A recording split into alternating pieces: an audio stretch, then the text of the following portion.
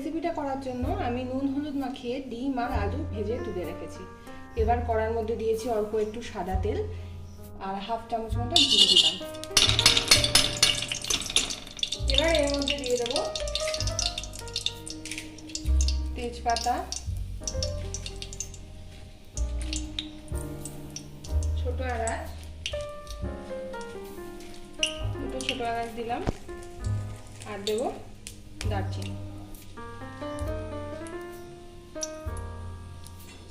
ফোড়নটা হয়ে গেলে তার মধ্যে আমি দেব পেঁয়াজ আদা রসুনের পেস্ট। ফোড়ন হয়ে গেছে, এবার দিয়ে দেব পেঁয়াজ আদা রসুনের পেস্ট। এবার আমি মশলাটাকে কষাবো।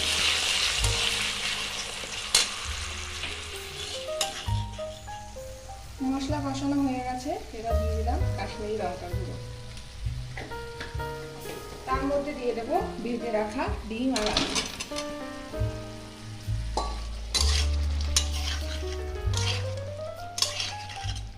এবার পুরোটা ভালো করে কষতে হবে। আমি জল দিয়ে দিয়ে মশলাটা কষিয়ে নিয়েছি। এবার আমি ডিমগুলো তুলে নেব। সবগুলো ডিম তুলে নিয়ে আমি ফিরে আসছি। এবার এর মধ্যে দিয়ে দেব আমি বিরিয়ানি মশলার পেস্ট। আবার একটু নাড়িয়ে দেব। এর মাঝখানে আমি সামান্য একটু এর মধ্যে চিনি দিয়েছিলাম। এবার আমি দেবো এর মধ্যে চাল, বাসমতি রাইস। আমি 8 ঘন্টা ভিজিয়ে রেখেছিলাম, সেই চালটা আমি দিয়ে দেব। আমি 3 কাপ চাল এখানে ইউজ করেছি।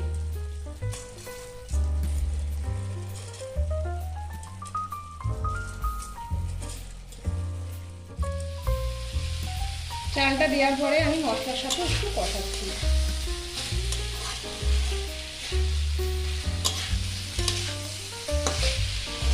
তোমরা আশা করি বুঝতে পারছো যে আমি কেন নুনটা একটু বেশি দিয়েছিলাম, কারণ ভাতটা যখন ফুটে বেশি হয়ে যাবে তখন কিন্তু নুনটা ব্যালেন্স হয়ে যাবে। এবার আমি দিয়ে দেবো জল। আমি এখানে যেহেতু 3 কাপ চাল নিয়েছি তাই জন্য আমি 5.5 কাপ জল দেব, হালকা গরম জল। চালটা দেওয়ার পরে আমি মশলার সাথে একটু কষাচ্ছি।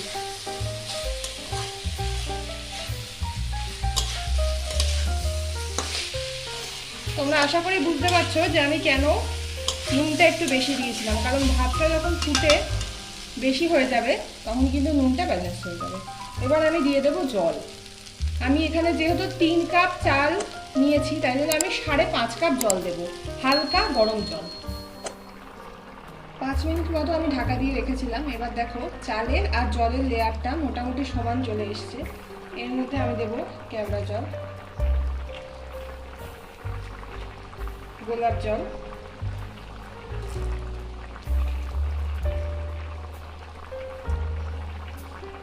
ফ্রেশ পুদিনা পাতা,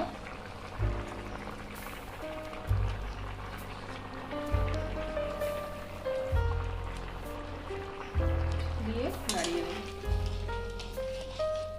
এবার মিডিয়াম ফ্লেমে 10 মিনিট মতো রেখে দিতে হবে। তারপরে আবার ঢাকা খুলে দেখতে হবে, যদি জলটা টেনে নেয় তারপরে তোমাদের আবার দেখাবো। এবার আমি ঢাকা দিয়ে দিলাম। হাই ফ্লেমেই আমার গ্যাসটা রয়েছে। জলটা আমার টেনে নিয়েছে। এবার আমি ওপর দিয়ে দিয়ে দেবো বেরেস্তা। তোমরা যদি না চাও, যদি না থাকে নাও দিতে পারো। বেরেস্তাটা আমি হাতেই করেছি। এই রেসিপিটা যদি চাও আমাকে কমেন্ট করো। আর দিয়ে দেবো কেওড়া জল।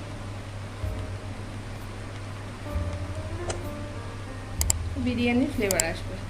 এবার আমি ঢাকা দিয়ে রেখে দেবো, তাহলেই আমার রেসিপিটা রেডি। এবার দিয়ে দেবো ডিমগুলো। এবার ঢাকা দিয়ে স্ট্যান্ডিং টাইমে দিয়ে দেবো। ডিম আর আলু দিয়ে তৈরি এই 1 পট মিলটা আমার রেডি। খেতে ভীষণ সুস্বাদু।